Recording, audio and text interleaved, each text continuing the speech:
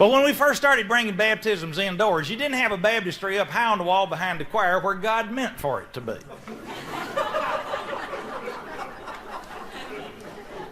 Baptistries were cut in the floor of the pulpit area, generally. And it might be right under the pulpit, it might be to one side or right behind it, it might be off over to the edge, but on that platform area somewhere there was a hole cut out about 8 feet wide, about 4 feet deep, and about 5 feet up second rib on the preacher. And these little baptistries would be covered over with about a 2x6 lid, heavy 2x6 put together lid that would cover that hole. Then it would have a carpet over it if you were in a more fortunate congregation. Now we've got a wire that runs right behind the baptistry, parallel to the congregation. Then there's a little T intersection right over the baptistry that runs to the back wall. So you got a sheet that comes forward, you got a sheet that comes out from the right, and a sheet from the left. And when those are pulled, there's a place on the right and on the left for the men and the ladies to dress for the ordinance of a baptism. Now, while they're pulling the sheets, the song leader is up leading us in all the water music in the hymn book. Showers of blessing, Jordan's stormy banks are standing. Shall we gather at the river? And they, anything with water in it, we sing at this point. Methodists at this time usually sing in higher ground.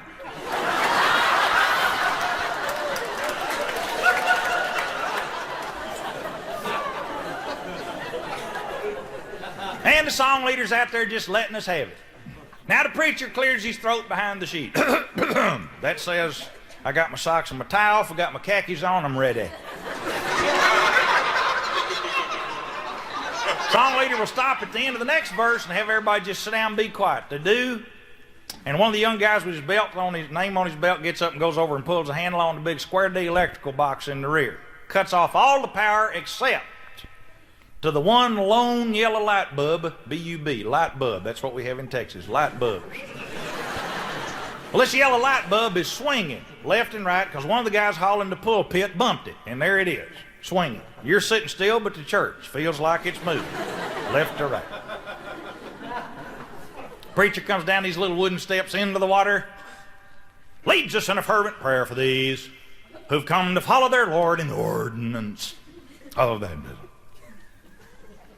Then he brings in Brother Hawkins. Brother Hawkins is going to be the first one to baptize tonight, and he comes into the water, turns and faces the preacher's right.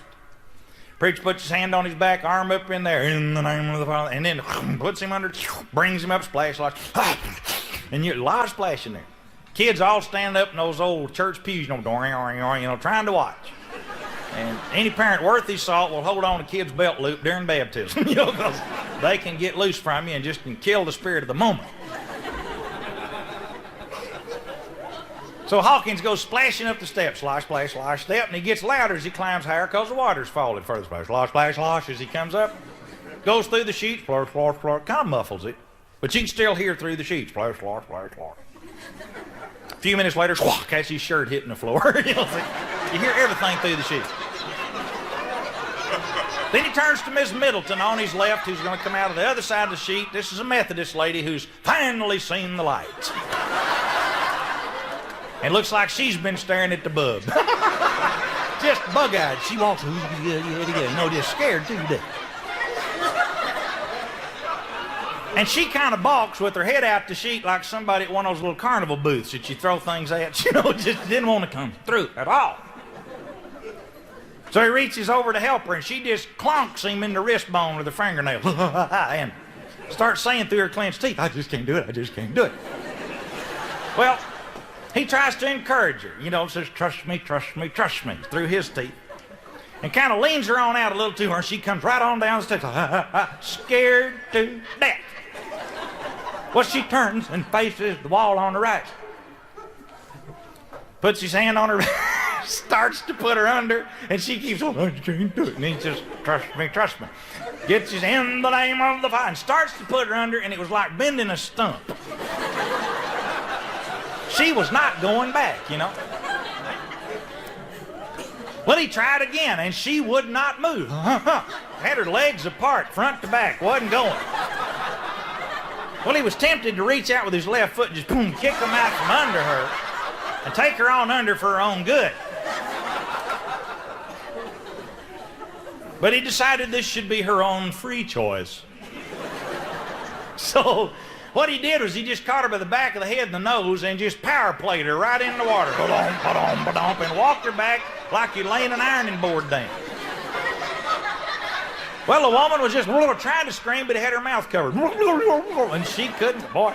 And just as she was going under the water, she couldn't yell. Her eyes are about 2 inches around on each side. She wants to scream, she can't get it out. And as he's putting her under the water, she reached out and grabbed this sheet going across behind the Baptist. And just twang, pulled it right down. And it collapsed all over, right into Baptist. All you could hear was screws flying and wires twanging as it came down. Brother Hawkins was over here drying off.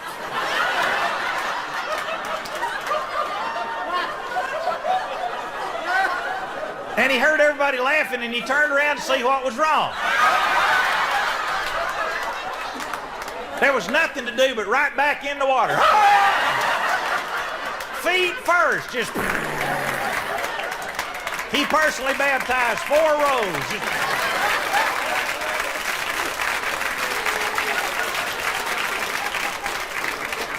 Miss Middleton walked out on the water and went back to become a fine Methodist missionary.